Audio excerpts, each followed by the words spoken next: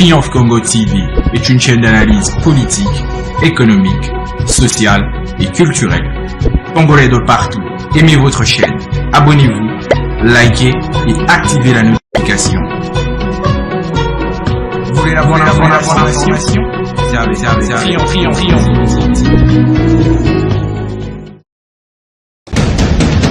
La République démocratique du Congo, c'est le plus grand pays d'Afrique centrale. Un territoire équivalent à plus de 4 fois celui de la France métropolitaine. C'est parti, aimables téléspectateurs de Triomphe Congo Télévision, ces médias en ligne qui continuent à faire la fierté de notre pays, la République démocratique du Congo, ces beaux pays qui se trouvent au centre de l'Afrique. Aujourd'hui, dans cette émission Kila Chikumambo, nous allons parler de ce qui se passe ici chez nous. Comme vous le savez, ça bouge un peu partout à travers la République démocratique du Congo. Tout le monde en parle, toutes les voix s'élèvent, tout le monde est debout pour parler ou non du changement de la Constitution ou la révision de la Constitution constatée ici chez nous. En République démocratique du Congo, deux groupes s'affichent. Pour les uns, il faut réviser à tout prix la Constitution de la République démocratique du Congo. Et pour les autres, ils disent non au changement ou à la révision de cette dernière. Alors, nous allons en parler aussi parce que ça fait débat dans notre pays. Avant d'en arriver là, aimables téléspectateurs, n'oubliez pas de vous abonner massivement sur votre chaîne. Abonnez-vous massivement, likez nos vidéos, partagez nos vidéos à plus grande échelle. Et non seulement ça, continuez à mettre vos commentaires parce que cela va nous aider à avoir du courage à vous offrir la bonne information ici chez nous à Triomphe Congo Télévision. Je vous le disais tout à l'heure dans mon introduction que le monde bouge et nous, on en parle ici à Triomphe Congo Télévision. Le changement ou la révision de la Constitution de la République démocratique du Congo, ici chez nous, ça fait vraiment débat un peu partout dans la rue, comme sur certains plateaux de télévision, tout le monde en parle. Nombreuses personnes s'élèvent pour dire non à la révision ou au changement de la Constitution. Comme vous le savez, leur plateforme C64. Cette plateforme de l'opposition qui est composée de plusieurs leaders, notamment Matata Pognon, Moïse Katumbi, Martin Fayoulou Madidi, vous avez Denis Sessanga, Jean-Marc Kabound Akabound et d'autres noms qui s'affichent derrière cette plateforme. De l'autre côté, il y a ceux qui soutiennent totalement le changement de la Constitution. Ici, on ne parle plus de la révision parce que depuis quelque temps, le mode a changé. C'est devenu maintenant le changement total de la Constitution. Et cela, nous savons, il y a le parti au pouvoir, l'UDPS, qui venait de créer aussi une autre plateforme qu'on appelle C4. De quoi s'agit-il dans tout ceci? Nous allons parler ici à Triomphe Congo avec notre invité, Fiston Mabaya Mulumba, qu'on appelle aussi Béton.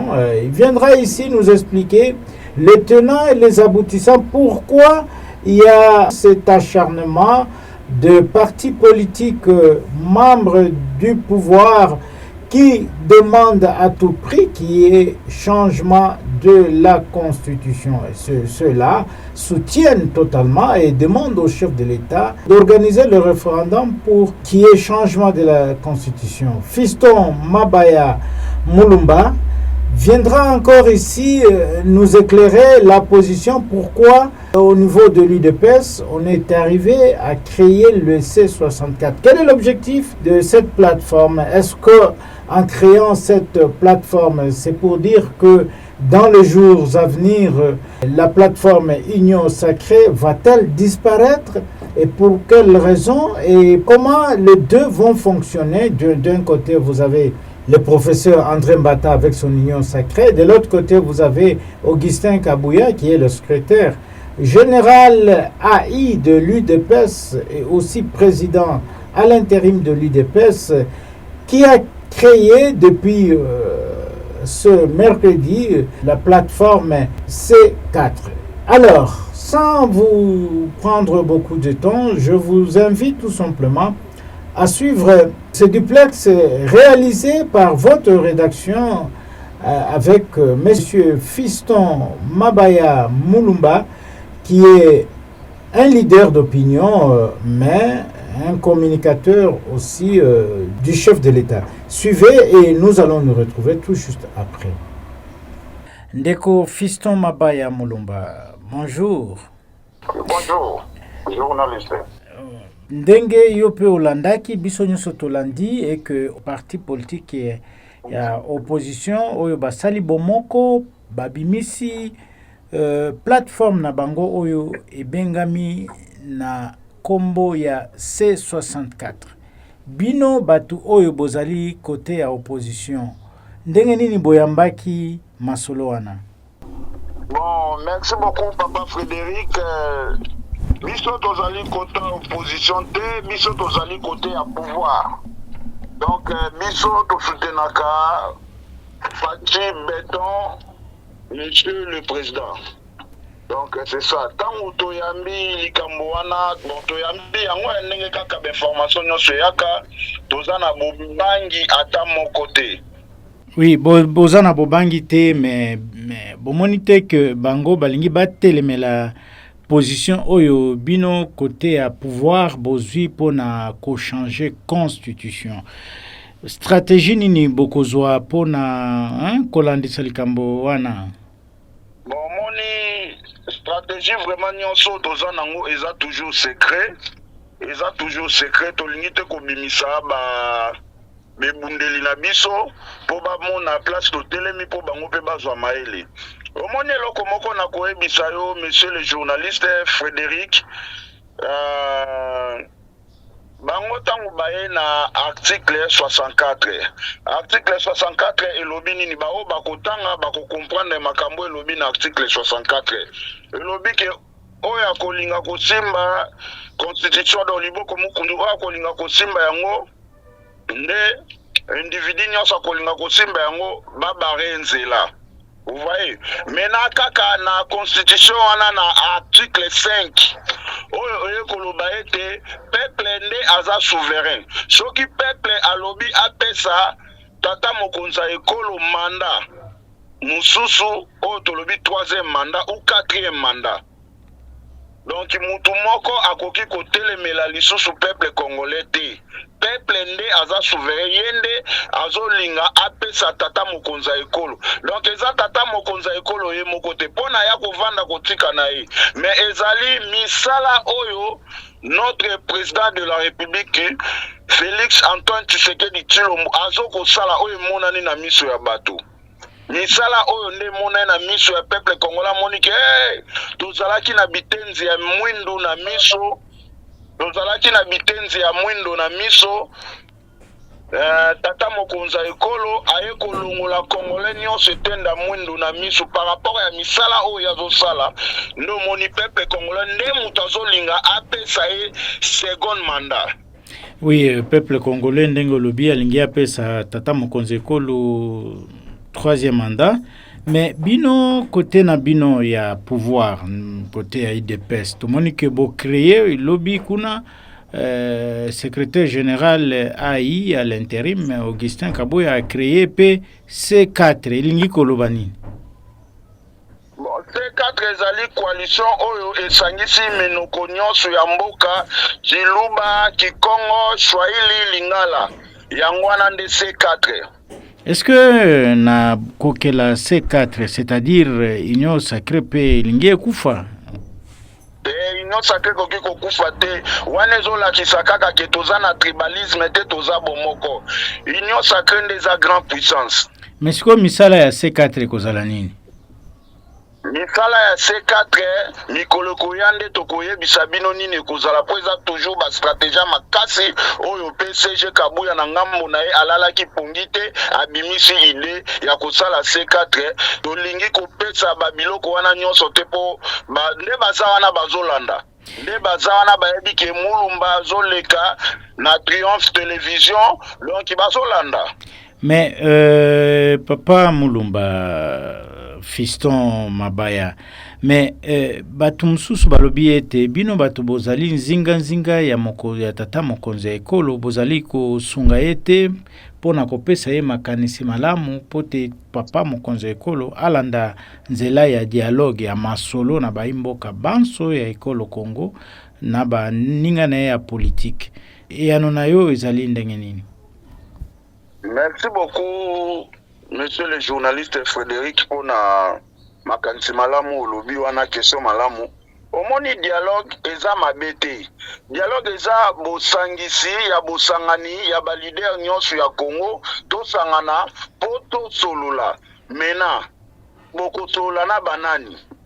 Boko solola na banani bango nyonso bazana kaka badongolo miso ba ko yokela kaka Kagame ba ko yokela kaka Kabila. Oko solola na nani? Mais tata mokonza mboka aza na posa ya kosolola na ba Congolais. Alobaka yango bien na si boyebi. Alobi ete na kosolola na ba vrai Congolais. Ba oyo bakosimba mandoki te pona ekolo Congo. Akosolola suka kufinika pa kosolola. Bon, sikoyo solution pona yo, solution po Congo etelema ekende liboso. Ndenge yo zali moko communicateur ya tata mokonzi ekolo, président Félix Antoine Tshisekedi, yo côté na yo omoni il faut président asala ndenge nini po vraiment makambo oya ba nungu ba conflit boyokani bozate na ba opposition tata mokonzi ekolo il faut asala nini? Non, monsieur le journaliste, tata mokonza ekolo porte na ezalaka kaka toujours ya kofungwama mpona bakongole nyonso oyo azali na likanisi ya koya kobakisa implice na mboka ya Congo. Naza sir na baconsultation tanga fungolaka bomonaka Martin Fayulu ayaka bakutanaka basololaka bapesanaka makanisi. Bomonaka pe Adolphe Muzitu ayaka afungolaka pe mutema aloba oya koka koloba tata mokonza ekola joie lelo oya zali ministre ya budget. Ezali pe ndakisa koloba ete ba oyo nyonso bazali na posa ya koya kokuta na tata mokonza ekolo pona kobakisa implice nzeleza toujours ouvert.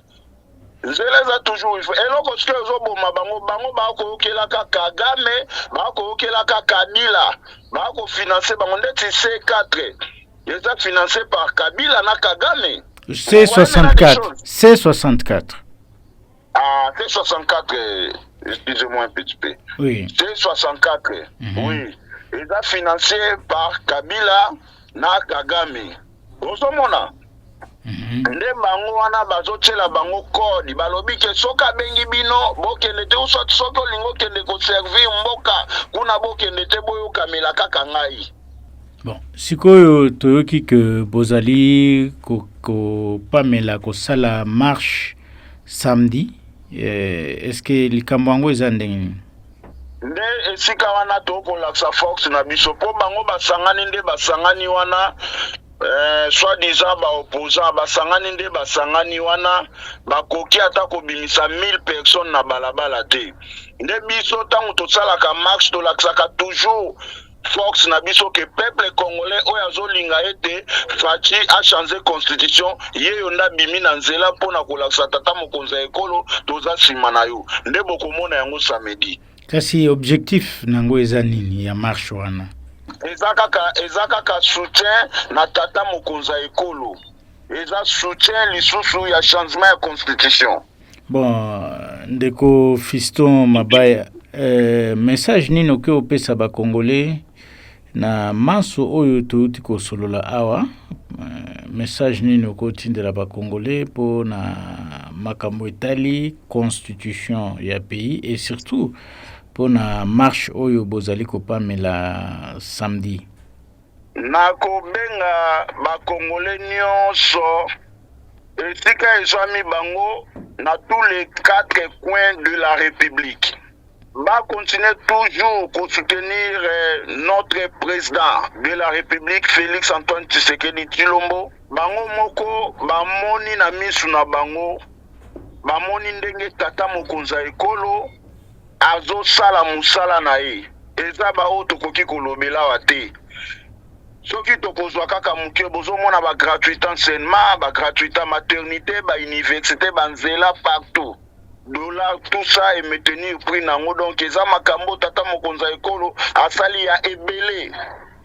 Mais tala ta oyo tata mokonza ekolo asali na ebunga ya ekolo Congo bitumba epai donc bitumba epai bakokwese epai meta ya muke tala ndenge mboka ezozwa volé mususu. Alors nakosenga na congolais nyonso epai nyonso zwami, il faut to soutenir changement ya constitution. Il faut to soutenir changement ya constitution parce que changement ekosala biso malamu. Constitution oyo eza mabe eza na bavire ebele na kati. Congolais nyonso etiko zwami tokende nde tozokende boye tokokende na référendum pour to changer constitution. Tata mokonza ekolo avant na nebonga na a continuer toujours ko faire développer mboka. Yangwana vraiment o ngana kokaki koloba.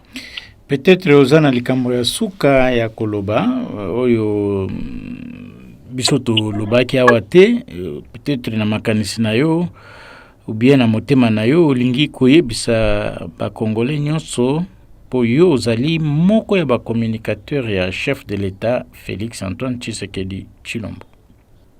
Bon, nabosani vraiment l'autre côté, merci beaucoup kaka to continuer toujours pour soutenir notre Fachi Béton.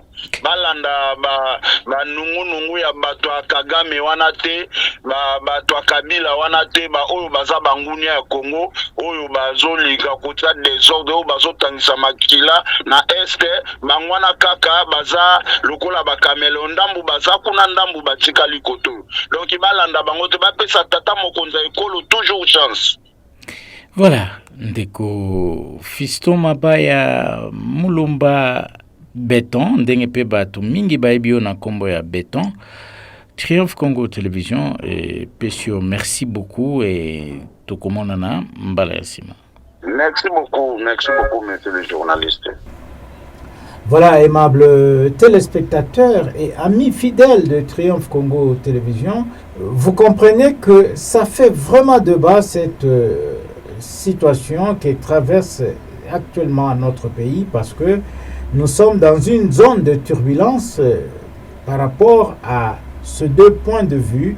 Vous avez ceux qui soutiennent le changement à tout prix de la Constitution tout en proposant d'aller au référendum, c'est-à-dire que le chef de l'État puisse organiser un référendum. Et de l'autre côté, vous avez ceux qui refusent totalement, qui disent non au changement de la Constitution. Et pour ça, il faut barrer la route au chef de l'État pour le 3e mandat. Et ils ont, par ce fait même, créé leur plateforme qu'on appelle C64. Quant à nous, en tant que médias, nous ne faisons que observer et vous promettre le suivi des personnes par rapport à cela. À tous et à toutes, aimables téléspectateurs, nous vous disons merci de nous avoir suivis et espérons vous retrouver encore demain avec le même sourire sur le même plateau, avec d'autres numéros. À bientôt. Triomphe Congo TV est une chaîne d'analyse politique, économique, sociale et culturelle. Congolais de partout, aimez votre chaîne, abonnez-vous, likez et activez la notification. Vous voulez la bonne information? C'est avec Triomphe.